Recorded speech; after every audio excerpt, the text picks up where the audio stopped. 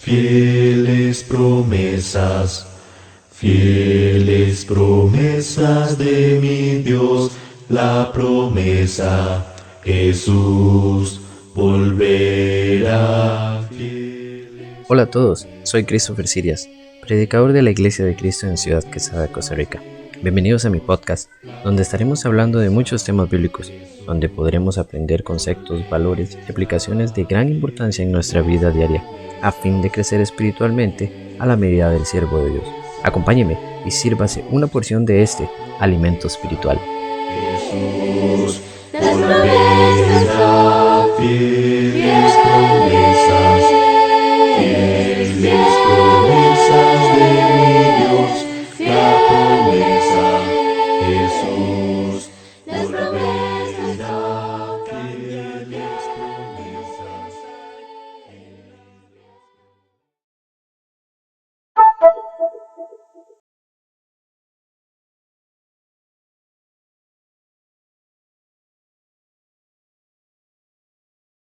Ok. Muy bienvenidos, hermanos. Gracias por estar acá, por acompañarnos hoy. Esperamos que también su visita sea de regocijo y que puedan hablar perfectamente y claramente con nosotros. Gracias por acompañarnos. Y a todos los hermanos en general, gracias por estar acá tempranito, a buen tiempo y a buen puerto. Eso es correcto y es de la manera adecuada. Muy bien, hermanos, vamos a iniciar entonces con nuestra clase sobre el proceso disciplinario. Estamos en una clase que se llama la disciplina bíblica y hemos hablado sobre la disciplina, hemos hablado qué significa ella en el contexto tanto secular como en el contexto psicológico, como de la forma aplicativa dentro de la parte humana. También hemos hablado de Dios, cómo la ejerce Dios, cómo la presenta bíblicamente. También hemos hablado qué es disciplina como tal, hemos hablado cómo debe proceder una persona que se supone que va a ejercer disciplina o va a proceder a disciplina y los factores que deben de haber dentro de esa misma persona, tanto como madurez, así como amor espiritual hacia quien que la vaya a ejercer, en dicho sea el caso. Como un rápido resumen de todo lo que hemos visto ya en casi 3 meses. Y nos aproximamos, ¿verdad?, a ver lo que era el proceso disciplinario, para lo cual, bajo el esquema que hemos estado trabajando de ahí en adelante, hemos estado llevando los ejemplos del Antiguo Testamento, los ejemplos del Nuevo Testamento, y ya todo eso ha sido abarcado. Hemos visto cómo en la antigüedad, tanto como en el presente de la iglesia, se encuentra el proceso disciplinario por parte de Dios. Y encontramos que esto ha sido una pauta para que Dios muestre en nosotros su aprobación o desaprobación de algo que es inadecuado o incorrecto. Y aunque Dios ha procedido directamente ejerciendo esta disciplina en algún momento, no quiere decir que todo el tiempo lo ha hecho así, sino simplemente pone primicias para que todos entendamos de alguna manera, tanto en el Antiguo como en el Nuevo Testamento, entendiéramos el proceso y entendiéramos también que es inadecuado delante de la presencia de Dios y que Dios demanda también una disciplina hacia los actos incorrectos. El proceso disciplinario que nos dejó Jesús es donde estamos y donde ya estamos a punto de terminar. Estamos a punto de terminarlo, ya solo nos falta hablar un par de detalles de este aspecto para avanzar, ¿ok? Así que si usted me acompaña a Mateo capítulo 18, donde ha estado nuestro estudio centralizándose durante casi ya 3 clases, vamos a poder hablar un poco más y ya finalmente cerrar con este bloque. Entonces, el capítulo de Mateo, capítulo 18, traía una información varia en cuanto al contexto de lo que habíamos hablado. Sin embargo, en el versículo 15 hasta el 22, que es donde está nuestra idea o nuestra percepción de lo mismo, es lo que nos debería de importar aquí al final. Hemos leído y ya hemos estudiado casi todos los versículos, pero vamos a volverlo a hacer. Vamos a leer, perdón, de nuevo para poder ir finalizando. Por tanto, si tu hermano pecare contra ti, ve y repréndele estando tú y él solos. Si te oyere, has ganado a tu hermano. Mas si no te oyere, toma uno contigo o dos, para que en boca de 2 o 3 testigos conste toda palabra. Si no los oyere a ellos, dilo a la iglesia, y si no oyere a la iglesia, tenle por gentil y publicano. Hasta aquí es donde llegamos, ¿verdad? Y habíamos hablado sobre esa actitud de tener a una persona por gentil y publicano. Y hablábamos de que el detalle de esto no era que le íbamos a poner un título de gentil o un título de publicano, sino era la idea, la percepción que tenía el judío hacia esa persona o hacia ese individuo por causa de su fama o lo que le precedía en cuanto a estos títulos. Y era que una lejanía. Los judíos no se acercaban, no mantenían una comunión con los gentiles. Y vimos el ejemplo de Pedro acercándose a Cornelio, cómo tuvo que haber sido preparado por el Señor para poder haber entrado a esa casa. Porque el judío tenía un criterio muy firme de que en casa de gentiles no comían o que en casa de gentiles ellos no participaban. Los tenían que ver en la calle porque estaban rodeados de ellos. Los mismos romanos los ejercían presión sobre ellos. Incluso tenían normas romanas que les tenía que aplicar a la vida de ellos un diálogo, una asistencia. ¿Recuerdan lo que dice Jesús? ¿Verdad? Cuando alguien te ponga a ti que lleves una carga, llévesela dos. ¿Por qué? Porque los romanos tenían una política para los judíos que ¿qué era? Que si un romano tenía que cargar algo durante mucho tiempo y topaba a un judío o a cualquier ente que estuviera bajo la supervisión romana, o sea, de sus provincias, había una ley que usted al romano le tenía que cargar 1 kilómetro la carga. Esa era su política romana, esas eran sus leyes romanas. ¿Y cómo lo hacían? Para mostrar su superioridad hacia cualquier otro individuo que no fuera de su nación. Aunque había muchas colonias que eran romanas, no significaba que todos ellos realmente fueran romanos, solo pertenecían a Roma. Es la diferencia de lo que Pablo muestra cuando él dice, sí, yo nací en tal lugar, en tal sitio, pero hay un detalle, yo soy romano. Y por eso Pablo era escuchado y por eso también fue bastante utilizado por Dios en cuanto a ese sistema. Sin embargo, cualquier judío de la época en la que estaba Jesús no iba a tener un trato, una comunión con gentiles. Sea romano, sea lo que sea, no iba a comer a la casa de ellos y hablamos de eso. También estaba el aspecto de los publicanos, que ahora, aunque estos eran parte del pueblo, no eran exteriores a ellos, eran circuncidados, creían en el mismo Dios y todo esto estaba en ellos. El problema era que como eran considerados como ladrones, ya habíamos leído sobre eso, vimos un poco, incluso el hermano Walter habló un poco sobre saqueo. El problema de ello, ¿cuál fue? Siempre fue el que como ellos extorsionaban a su propia nación, a sus propios hermanos, eran considerados como ladrones. Entonces tenían un rechazo y una lejanía hacia ellos. Por eso criticaban a Jesús cuando entró a la casa de un publicano. ¿Por qué? Porque ellos no entraban. Ahora, aquí es donde nos quedamos. ¿Cuál es la idea general entonces de tener, digámoslo así, un rechazo o una lejanía hacia estos personajes? Porque si vivían en el mismo lugar, si colindaban en las mismas áreas, si tenían que comprar tal vez en los mismos lugares, si tenían que llegar y comprarle al mismo pescador, al mismo carnicero, al mismo pulpero, llamémoslo así, aunque no era de esa misma manera, iban a graneros a tener a granel el trigo, todo lo que necesitaban.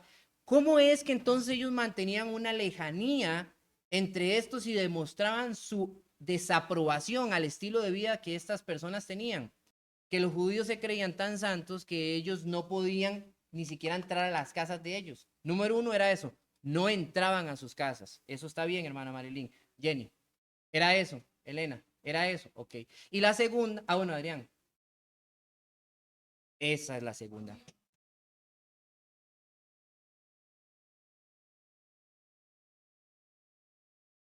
Muy bien, Adrián.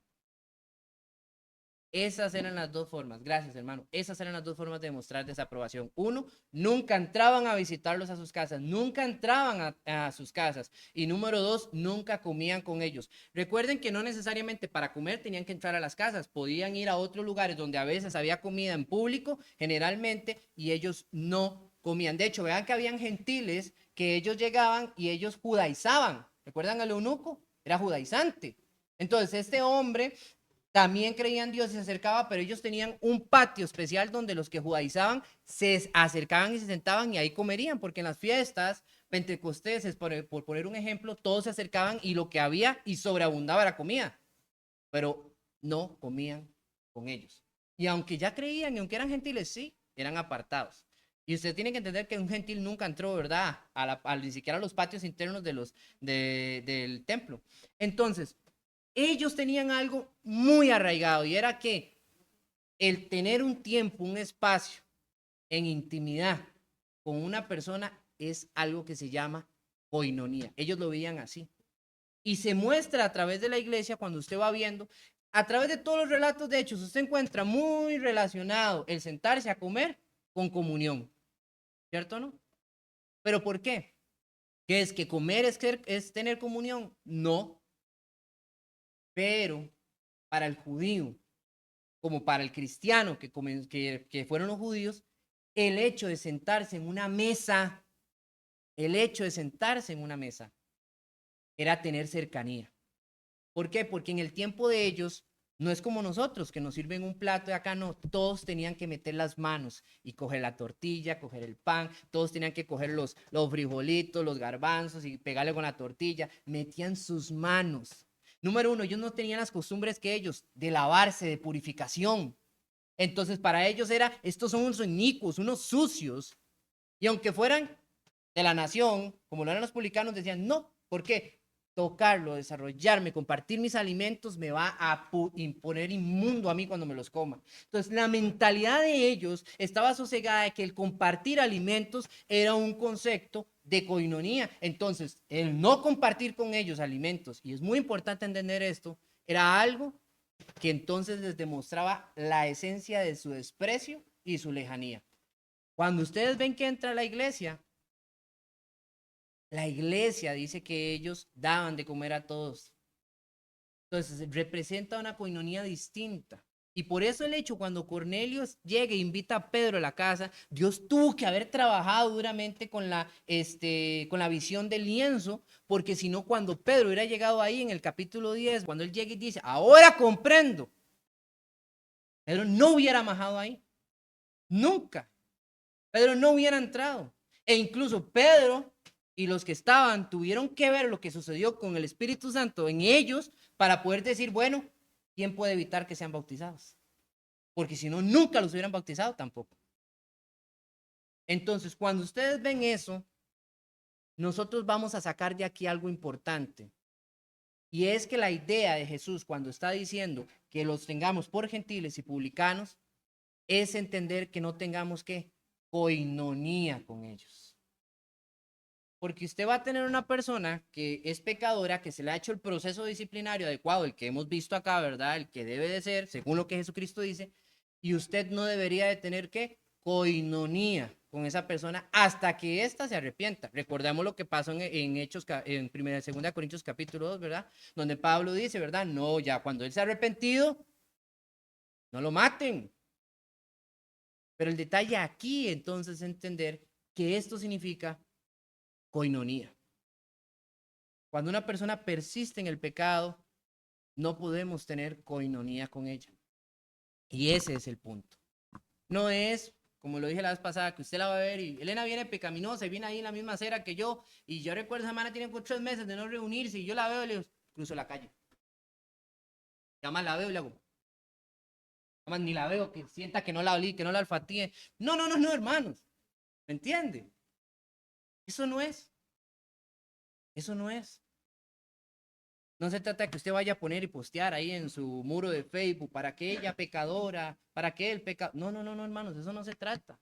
Olvidémonos de los ridículos, olvidémonos de las insateces, olvidémonos de lo absurdo, olvidémonos de andar agarrando y contándole a todo el mundo, oye, es que usted no vio ahí que esto. No, eso trae mucho más dolor, eso trae más sufrimiento y eso no es oportuno. Todo lo que Jesucristo ha dicho hasta el momento es, llévenlo en qué, con cautela, acalladito y con cuidado. ¿Por qué? Porque lo que se trata de hacer aquí es rescatar un alma. Y aunque esta, después de las 3 veces, no haya asistido a esta disciplina y se vaya, se aparte, se vaya al mundo, aún así, si un día esta persona vuelve en sí y regresa a casa, hay que ¿qué?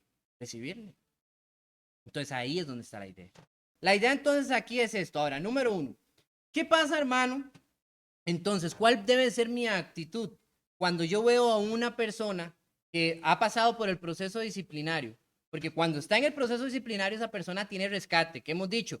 Esa persona está sentada, está en el proceso disciplinario, tiene rescate porque se ha arrepentido, pero hay una disciplina que se está ejerciendo. ¿Para qué? Para que aprenda de ello y no lo vuelva a cometer o que esto mismo le va a ayudar a pulir su problema.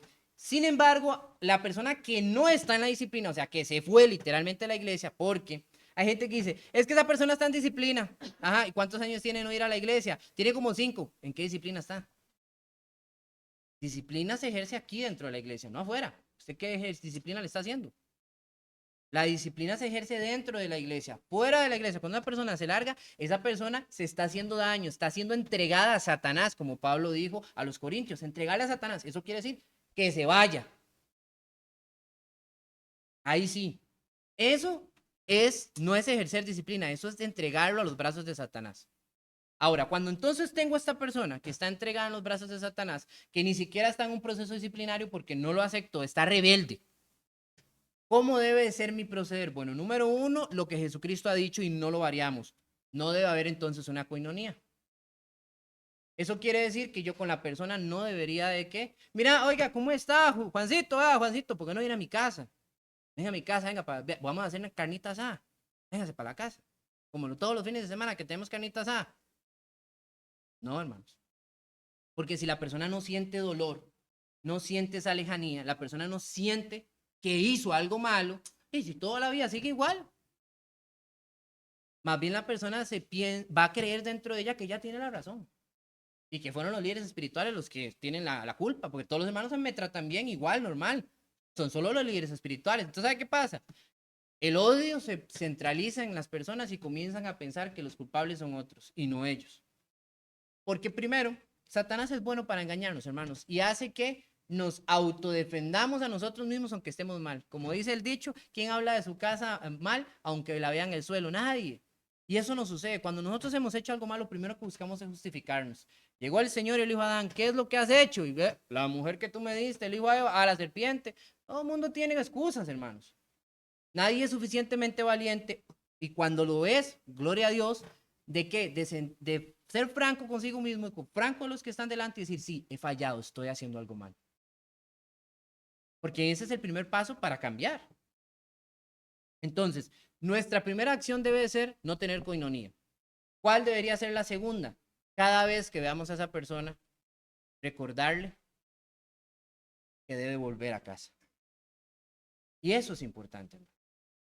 Porque si nosotros vemos a la persona, no la topamos, no es que si usted se la topa, está en el restaurante donde usted está comiendo, ay, se voy a levantar porque yo no puedo tener coinonía, se va, no, un momento, no exageremos, hermano, o sea, no es que usted va a invitar a la persona, pero si la persona llega al lugar donde usted está, no sé, en el caso donde son hermanos de nosotros en la carne, donde son primos, tíos, papá, mamá, ¿qué sucede? Cuando hay una reunión familiar a todos nos invita, usted no va a salir huyendo de ahí, y va a decir, no, pues impío, yo no me acerco, y ojalá todos ni siquiera sean de la iglesia para entenderlo.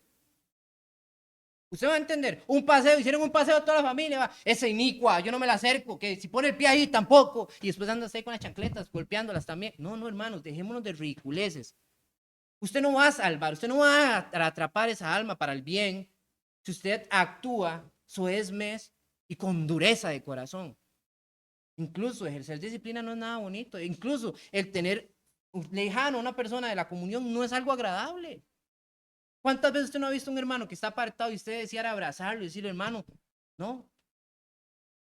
Y no podría hacer eso, hermano. Sí, claro, usted puede hacerlo. Usted puede ir a abrazarlo, pero decirle, vuelva a casa y lo que usted está haciendo está mal. Si usted no le recuerda, hermano, hermana, si usted no recuerda a esa persona que debe de regresar a casa y que está en pecado, ese sí va a ser su problema. Ese va a ser su problema. Su interés primario debe de ser recordarle que está en pecado y que debe de volver. Cuando nosotros estamos haciendo eso, recuerda lo que le dice Dios a Ezequiel allá en el, tú eres el impío, que este pecar y no le dijeres, tu sangre demandaré de tu mano.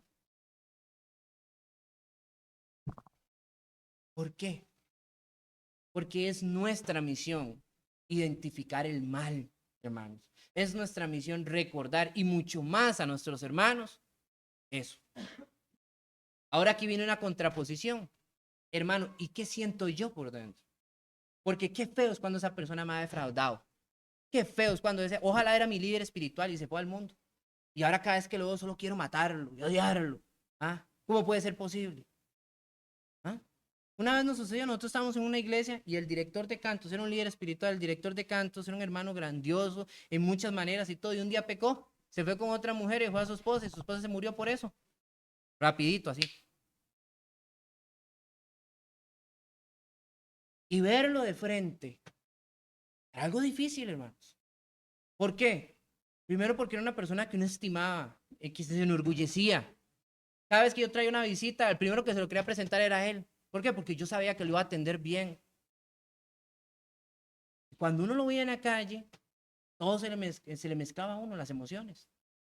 Pero recuerden lo que les he dicho, los cristianos no somos personas que nos dejamos guiar por emociones, los cristianos nos dejamos guiar por la razón y dejamos que la emoción motive a la razón, no al revés. Nunca que la razón siga las emociones. Eso no es de cristianos. Si fuera así, imagínense lo que pasaría en Dios. ¿Sabe qué es que Dios cada vez que le diera chicha nos extinguiera? ¿Ah? Adivine qué. Ya no existiríamos. Entonces hay que entender que el detalle de esto, hermanos, es primero ser sobrios, razonables y comprender qué es lo que yo deseo para esa persona que está en el pecado. Porque desde el principio de Jesucristo ha dicho, y se te escuchare, habrás ganado esa alma. Ahora, ¿qué pasa si está apartado en el mundo? Pudiera ser que ese día esa persona venga triste. Pudiera ser que esa persona en ese momento, en ese día hubieran pasado cosas difíciles. Y cuando usted llegue y le dice esto, se le prenda un foco. Así como se le prendió al hijo pródigo, ¿verdad? Que estaba allá entre los chanchos. ¿Y qué dijo? ¿Qué estoy haciendo aquí? Pero si usted viene y lo trata mal, si usted viene y lo ofende, la ofende, usted no va a lograr eso. Todo lo contrario. Por eso me fui de la iglesia, porque todo el mundo... Y esa no es la idea, hermanos. Esa nunca ha sido la idea. Ahora está esta parte, entonces, en la que nosotros tenemos que analizarnos a nosotros mismos. ¿Por qué? Porque el ejercer disciplina ha sido un acto que se busca salvar un alma. Eso lo hemos dicho muchas y muchas veces. Pero el problema focal es cuando ya esa persona pasó un proceso que se le trató de ejercer disciplina o se le dio la disciplina adecuada en el aspecto para retener y que no se desviara y se desvía aún así. Las tres, ¿ok? 1, 2 y 3, se fue. Como persona yo debo seguir sintiendo misericordia y estar preparado, oiga, como hermano en Cristo, para que cuando esa persona regrese, yo como individuo la perdone. ¿Por qué? Porque yo como individuo la perdone. Recuerde que dice el principio, por tanto, si tu hermano pecare contra ti. Por eso yo les he dicho, eso de colocar, un hermano llegó y hizo un pecado y usted lo pone aquí al frente de la iglesia y le dice, iglesia, lo perdonan. Eso es absurdo, hermano. Porque ¿quién va a decir, no, yo no lo perdono? ¿A quién es la única personas que le debe pedir perdón? A los que ha agredido de alguna u otra manera. Ahora, es muy diferente cuando yo llego y hago así, un problema en público, ¿verdad? Cuando yo llegué y a todos les enseñé una falsa doctrina, yo sí me tengo que parar aquí y decirles, hermanos, tengo que pedirles perdón porque esto y esto y esto que dije no era verdad. Esto y esto es así, así, así. Ahí sí. Por eso dice Santiago, cuidado hacerse maestros muchos de vosotros, porque mayor condenación tendréis. Y eso es en cuanto a mucha cosa. Tanto de que lo que yo me atrevo a decir desde aquí al púlpito al frente, si digo mentiras, usted me puede a mí señalar y el Señor me puede condenar. Si yo estoy hablando falsedad. Por eso, una persona que agarra el púlpito no puede agarrarlo así cuando se le da la gana y porque se le dé la gana. Ay, qué bonito subirse al púlpito, ir a hablar, qué bonito se debe sentir. No, qué bonito. Una responsabilidad. Esto no es de decoración. Esto se llama instrucción. Entonces aquí hay una cosa peligrosísima. Por eso cada persona, cada hombre que se sube a un púlpito, o una mujer en el tiempo de reunión de damas, que se suba para hablar desde un púlpito o desde, digámoslo, el punto en el que la gente le va a escuchar, porque al final esto es un poco de madera o así, esto no es nada en realidad. Tiene que usted entender que lo que uno habla en público tiene una equivalencia grande y pesada sobre su propia cabeza. Y sobre eso sí usted debería dar una disculpa en público si usted está errando. Pero cuando usted ha hecho un pecado aparte con una persona que sí lo conocen los líderes espirituales y todo, a quien usted debe pedirle perdón es quién, a la persona ofendida o agredida, a la persona que se le hizo la violencia. Digamos que llega y en la hermana Mayela le es infiel a su esposo y ella se fue a la iglesia 2 meses, 3 meses y volvió después de 3 meses. ¿Va a venirle a pedir perdón a la iglesia por haberle sido infiel a su esposo?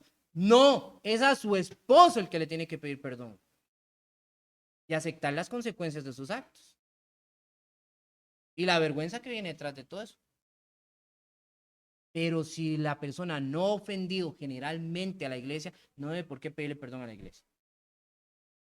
¿Ok? Entonces, por eso, el detalle de cuando la persona regresa es tener nosotros un corazón listo, aunque sea la que nos ha ofendido, vamos a poner nosotros en el punto de que somos el ofendido.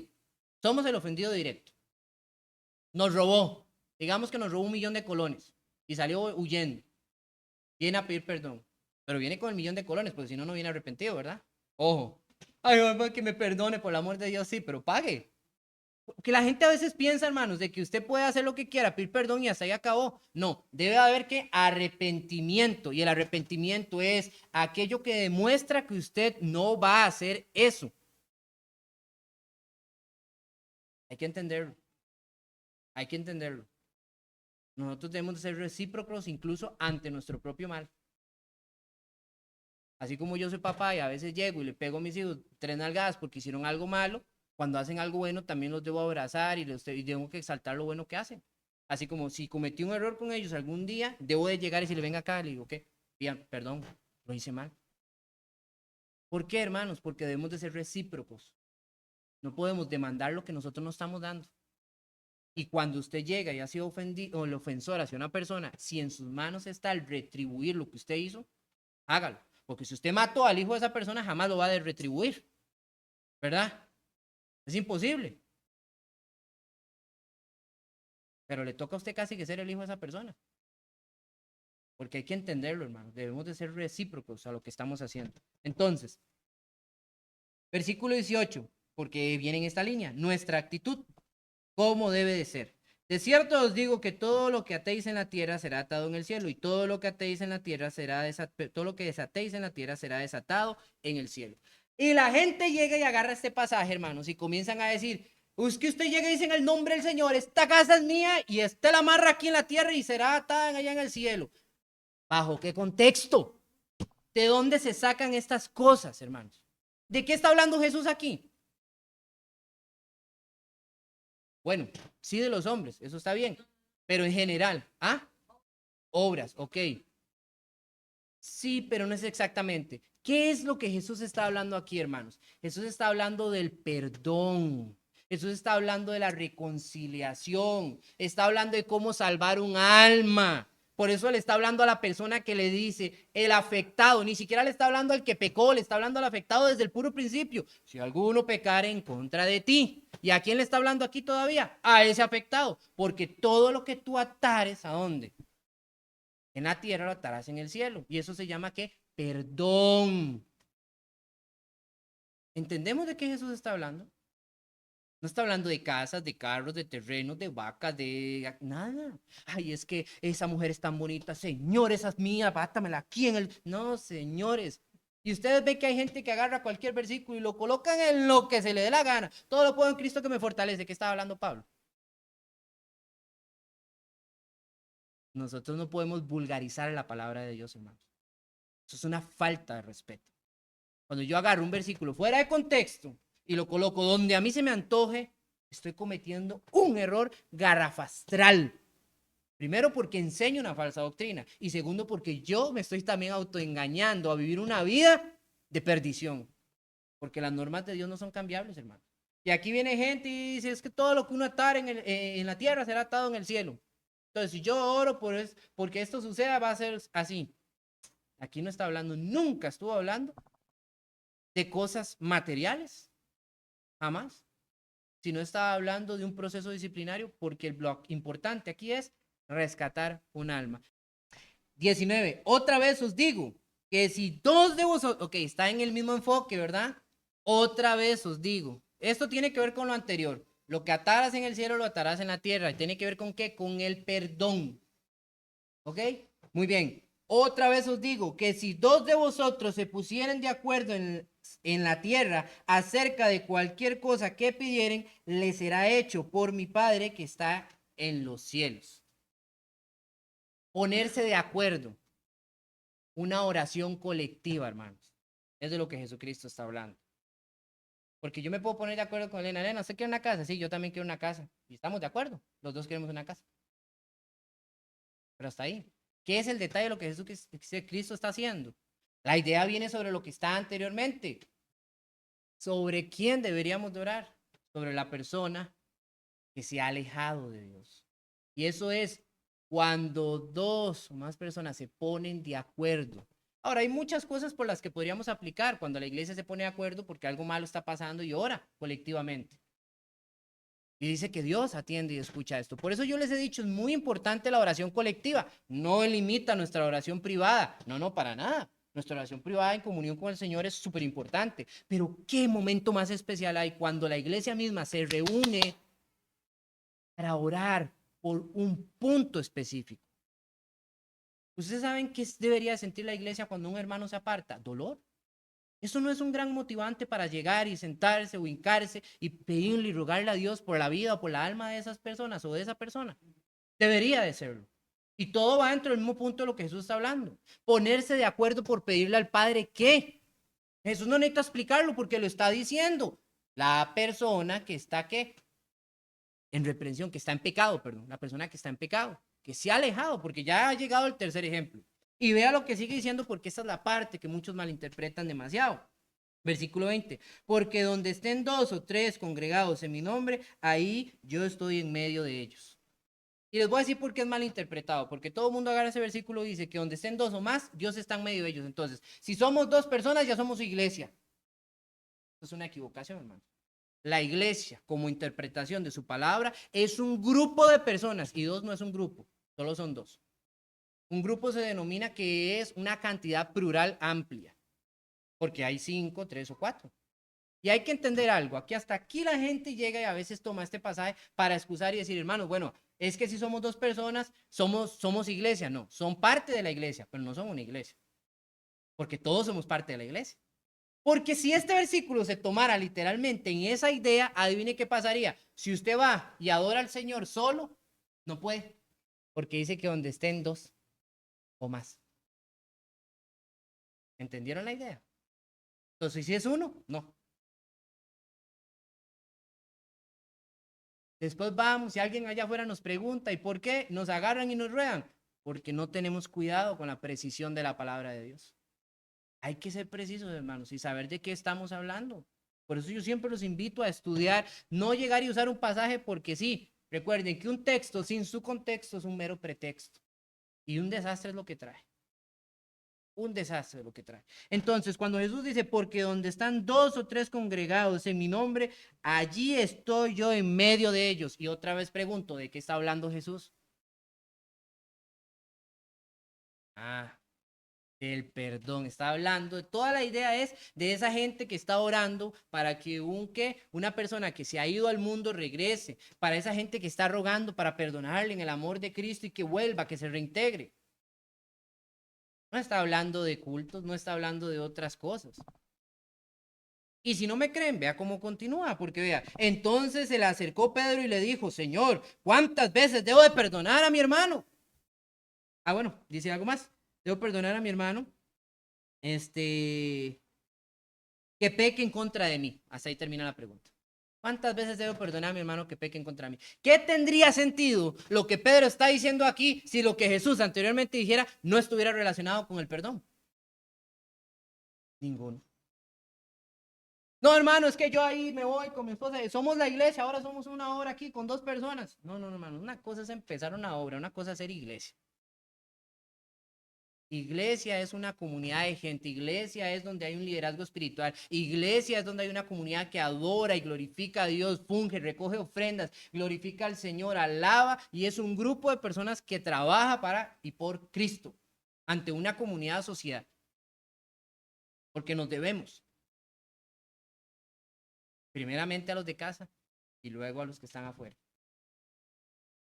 pero no agarremos ideas. ¿Saben por qué, hermanos? Porque muchos toman estos textos como para agarrar una idea y pensar, bueno, es que yo me voy por allá y allá estoy y estoy bien. No, hermanos. Por eso es tan importante reunirse. Por eso es tan importante glorificar a Dios en una iglesia. Y no hablo de iglesia en un edificio, en una comunidad de personas. Cuando nosotros tomamos estas ideas y las alejamos del texto, terminamos teniendo doctrinas falsas, terminamos diciendo conceptos erróneos. Entonces, ¿de qué habla el texto realmente? Sobre el perdón, de sentarse, de hincarse juntos como personas, aunque seamos 2, para pedir por una alma que se arrepienta. Entonces Pedro por eso dice, bueno, Señor, entonces ¿cuántas veces debo perdonar a mi hermano? Y a mí me encanta aquí, porque a veces decimos, no, es que esto tiene límite. No, es que lo que hizo ya fue demasiado. Sí, yo lo perdono, pero ya no le hablo. Sí, yo no sé qué, pero siéntese allá, no lo huelo, no lo siento, no lo miro nada. Y adivine qué dice el Señor. Eso que usted acaba de decir, si no lo tira a la basura, yo se lo hago a usted también. ¿Por qué? Vea lo que dice. Entonces se le acercó Pedro y le dijo, Señor, ¿cuántas veces perdonaré a mi hermano que peque contra mí? ¿Hasta 7? ¿Por qué 7? Porque la regla judía decía que ellos debían de perdonar hasta 7 veces. Recuerdan que los judíos tenían un año del perdón. Cada 7 años, porque es el 7, porque tenía una representación perfecta. Entonces llegaba la fiesta del perdón, ¿verdad? Y cuando usted llegaba y yo le debía como 30 millones a Elena y yo ya era casi que empleado y me le tenía que topar al frente, Elena, perdóneme. Elena sabe que estaba en la obligación judíamente de decir, está perdonado. Pero para yo no abusarme, ellos tenían una norma. 7 era el número máximo que yo podía pedir perdón. Pero esto era para referencias de deudas. Hoy en día los judíos que quedan ahí, que dicen ser judíos, ¿saben qué hacen el día del jubileo? Se esconden, porque saben que si se topan a alguien en la calle que les deben y le piden perdón, están obligados a perdonarlos automáticamente. Entonces ellos en el día del año jubileo se cierran en la casa y no van a ver a nadie ni reciben llamadas. Eso es verdad. Y no me creen, vean. Pregúntenselo a un judío qué hacen, para que vean. Es una verdad cómica, pero es una realidad. Entonces, esto estaba tan arraigado en la mente de ellos que por eso Pedro le dice hasta 7. O sea, hay un tope, ¿verdad? Porque no voy a estar permitiendo que alguien me esté ofendiendo, que haga algo malo en contra mío. Y le hace Jesús. Ay, Pedrito, como siempre. Y pero en 22, Jesús le dijo, no te digo hasta 7, sino aún hasta 70 veces 7. Y no es para que usted saque la calculadora y diga, bueno, sí, pasamos de 7 a tanto. No, ¿verdad? No es eso. Es una expresión. Recuerden que en el tiempo de Jesús el número máximo era 1000. Y por eso usted ve que en Apocalipsis 144,000, 30,000, todo era en miles. ¿Por qué en Apocalipsis habla así? Porque los números a tope donde ellos estaban no llevaban al millón, llevaban a los miles. Por eso las legiones de soldados se dividían en miles, 5,000, 6,000, 10,000. No pasaba, no había una legión con, ¿cómo se llama? Con 1,000,000. ¿Por qué? Porque ellos todo lo manejaban en miles, hasta ahí llegaban los números que les enseñaron los griegos y fueron adoptados por los romanos. Y este helenismo también constituye una parte del lenguaje de lo que tenían ellos en su tiempo. Cuando usted hace esa multiplicación, usted va a ver que tiene un número bastante luminoso de 1000. Pero ¿qué es lo que sucede aquí? Ya después de 1000 nadie sigue contando. Por eso le pasó a Lucas. ¿Cuántos tenía la iglesia al principio? Eran como 120. Después se agregaron como 3,000. Después como 10,000. Después ya no cuento, ya es demasiado. Ya con eso se sabe que hay muchos. Dice Juan, y después vi una gran multitud de incontables. Si se podía contar. ¿Por qué dice incontable? Pues si ya es mucho. Eso es la interpretación de su forma de hablar numérica. No, como algunos quieren decir, es que se van a salvar tantos. No.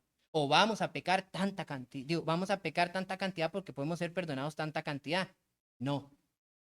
Sino que siempre debemos de estar dispuestos a perdonar. Ese es el punto al que Jesús llega aquí. Y me encanta la pregunta de Pedro porque nos permite haber visto cómo es difícil para el oyente del tiempo de Jesús oír algo como eso y encontrar que lo que Jesús estaba detallando era tener amor por el prójimo, tener amor por el hermano, saber que aunque este pecare debemos de estar dispuestos a restaurar su vida, a tratar desde un inicio cada una de esas pautas, 1, 2 y 3, es para que no se aleje, es para que no se aparte, es para que no se lo lleve el diablo. Y aún así, aunque éste volviese, debemos de estar nosotros en la disposición de recibirle. Sí, te perdono. Igual. Sí, te perdono. No es una frase que usted dice, sí, te perdono entre dientes. No, mis hermanos.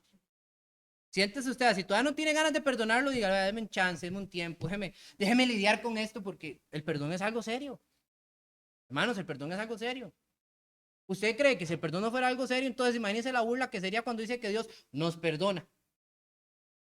Es que acondicionado. ¿Dónde? ¿Dónde el perdón es algo acondicionado? Donde sí te perdono, pero si me la vuelves a hacer no te perdono más. Entendamos, hermanos. El perdón no es algo acondicional, el perdón es algo pleno, hermoso y que solo está desarrollado en el acto más puro que podemos encontrar, amor. ¿Qué hizo Jesús? Morir en una cruz para que usted y yo recibiéramos perdón. Y el Señor dice que nuestros pecados los arrojará al fondo del mar. y nunca más se acordará de ellos. Hermano, ¿cómo es que yo salgo de las aguas del bautismo y me acuerdo todavía de los pecados? Usted, pero el Señor es otra cosa. El Señor en Él mismo se prohíbe a sí mismo recordar nuestros males y tomar cuentas de ahí para adelante. ¿Usted entiende lo precioso que es algo como eso? ¿Usted sabe qué es la reconciliación con Dios? Él nos perdona y nos invita a perdonar. Y nos invita a que amemos realmente como Él ama. Porque eso es lo que produce la disciplina. Es un acto de amor con amor y para poder tener reconciliación en amor. Y cuando usted y yo no estamos preparados, hermanos, no estamos preparados para perdonar, mejor ni siquiera pongamos un pie para ejercer disciplina, porque ya vamos mal. Nuestro corazón debe ser guiado por el bien común de todos. ¿Sabe? Y es difícil, ¿sí? A veces es más fácil perdonar al que me robó 5 pesos al que me perdonó, al que me robó 1,000,000. Es cierto. Pero yo tengo que entender que en el momento que yo le digo, te perdono, eso tiene que quedar atrás. Tiene que quedar atrás. Esto sirve para que entre hermanos, entre parejas, entre amigos, entre compañeros. Yo sé que fuera de la iglesia es muy difícil que se entienda, pero dentro de la iglesia, hermanos, esto debe ser entendido plenamente y debe de ser aplicado correctamente. Si nosotros pasamos en esa guerra de andar sacando los trapitos sucios, nadie llega y dice, hermano, no, pues usted se acuerda de lo que usted me hizo aquella vez, ¿verdad? Y más bien se salvó que lo perdoné. Hermanos, cuando yo debo recordar que cuando yo estoy perdonando a uno, hay alguien que a mí me ha perdonado 20, 50 veces más, y es nuestro Señor. Si fuera por nosotros, nunca seríamos dignos. Y esa es la verdad de todos. Así que, hermanos, en conclusión, el proceso disciplinario que Jesús enseñó, número 1, es un proceso que va en 3 pasos. Y en dichos pasos se busca que las cosas sean lo más privadas y reservadas para evitar mayor impacto. Se busca que la persona que está haciendo algo malo se arrepienta de su mal y se restablezca a la norma que debe de ser, obviamente hacia la palabra de Dios, su vida bien. Y que aunque esta persona se salga o se vaya de estas normas, aún así en nosotros debe haber amor. Debe haber amor para con esta persona y debe de encontrar en nosotros, en nuestro corazón, el espacio para el perdón. Pero debemos de mantener, mientras que esta persona pida perdón, una actitud lejana en coinonía. Siguiendo estas normas, hermanos, no nos equivocaremos. No es cruzando la calle, no es señalándolo y tratándolo mal. Es teniendo misericordia y diciendo la verdad y animándole a volver al camino. Con manos abiertas, hermanos. Así como Jesús murió en la cruz, con manos abiertas. Así todos podremos llegar a donde necesitamos llegar. Y como dice Pablo, allá en 1 Corintios capítulo 10, el que esté firme, que mire que no caiga. Así que si hoy está usted muy plácido y se siente en un lugar de privilegio, no se fíe. No se fíe. Pues que el amor de Dios pida perdón y perdone, porque tal vez mañana usted sea el que ocupe ese proceso bien hecho. Muchas gracias por haberme acompañado hoy en este estudio. Que Dios les bendiga y espero que puedan estar en un próximo segmento.